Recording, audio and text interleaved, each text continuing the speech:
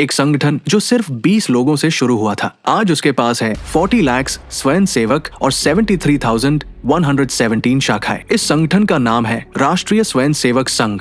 पिछले 100 सालों में कभी जेल की हवा खानी पड़ी, कभी प्राइम मिनिस्टर्स ने उनके लेटर्स को इग्नोर किया, कभी उन्होंने सपोर्ट किया integration of Kashmir into India, और कभी जब कोई स्वयं सेवक एक शाखा का शिक्षक बनता है तो उसे धमकियां मिलती है। ये सब बातें और भी बहुत कुछ इस वीडियो में आप सुनेंगे, from the past to the present.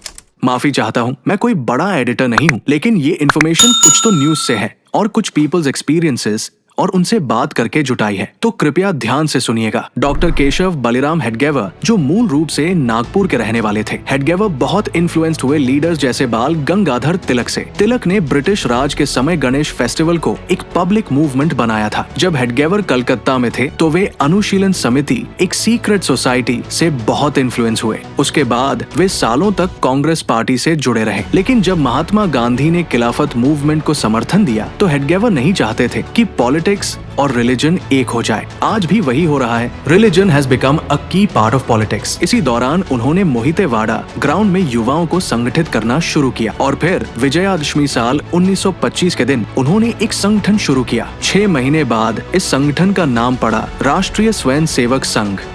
Doctor Hedgewar के बाद माधवराव सदाशिवराव गोलवलकर, जिन्हें सब गुरुजी कहते थे, उन्हें सरसंघ चालक की जिम्मेदारी मिली। गुरुजी ने संस्कृत को बहुत महत्व दिया। उन्होंने आरएसएस की प्रेयर को मराठी से संस्कृत में करने का निर्णय लिया और इसकी जिम्मेदारी दी नारायण राव भिड़े को, जो मोहिते शाखा के कार्यवाह थे। आज भी वही संस्कृत प्रार्थना हर शाखा में बिना बदले बोली जाती है।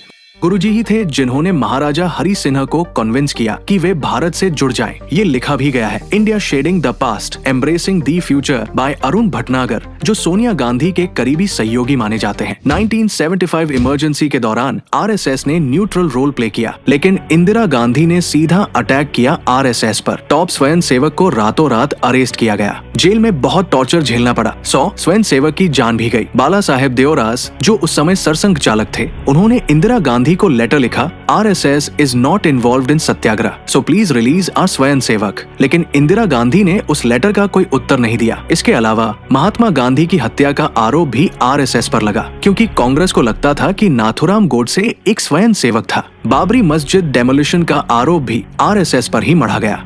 ये था पास्ट। अब प्रेजेंट की बात करते हैं। केरला आज एक बड़ा हॉटस्पॉट है, जहां हिंदूज पर अत्याचार रोजाना हो रहे हैं। पॉपुलर फ्रंट ऑफ इंडिया, एक इस्लामिस्ट ऑर्गेनाइजेशन के साथ झड़पें लगातार होती रहती है। अगर किसी हिंदू को आरएसएस का पद मिल जाए तो अगले ही दिन उसे धमकियां मिलनी शुरू हो जाती है। और यही नहीं, आज भी कांग्रेस का विजन साफ है। अगर वो सेंट्रल में आए तो आरएसएस पर परमानेंट बैन लगाने की कोशिश करेंगे, यानी हिंदुत्व को मिटाने की कोशिश। लेकिन इतिहास बताता है, और जैसा कि श्रीमद् भगवद गीता में भगवान कृष्ण ने कहा है, यदा यदा हि धर्मस्य ग्लानिर्भवति भारत अभ्युत्थानम् धर्मस्य तदात्मानं सृजाम्य परित्राणाय साधूनां विनाशाय च दुष्कृतां धर्म संस्थापनार्थाय संभवामि युगे युगे। आरएसएस उसी शक्ति का आज का रूप है। चाहे प्राकृतिक आपदा हो या मान निर्मित संकट, ये स्वयं सेवक हमेशा सबसे आगे खड़े रहे। लोगों की जान बचाई, सेवा की, बिना मीडिया अटेंशन के। और पूछो बदले में इन्हें क्या मिला? केसेस, बेल, बैन्स और थ्रेट्स। आरएसएस को मिटाना ही हिंदुत्व को मिटाना है। ये कोशिश पहले भी हुई थी, आज भी है और आगे भी होगी। फैसला आपको करना है, हिंदुत्व या NO टू हिंदुत्व। जय हिंद, जय भारत।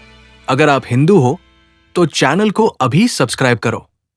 नहीं पसंद आया तो बाद में अनसब्सक्राइब कर देना।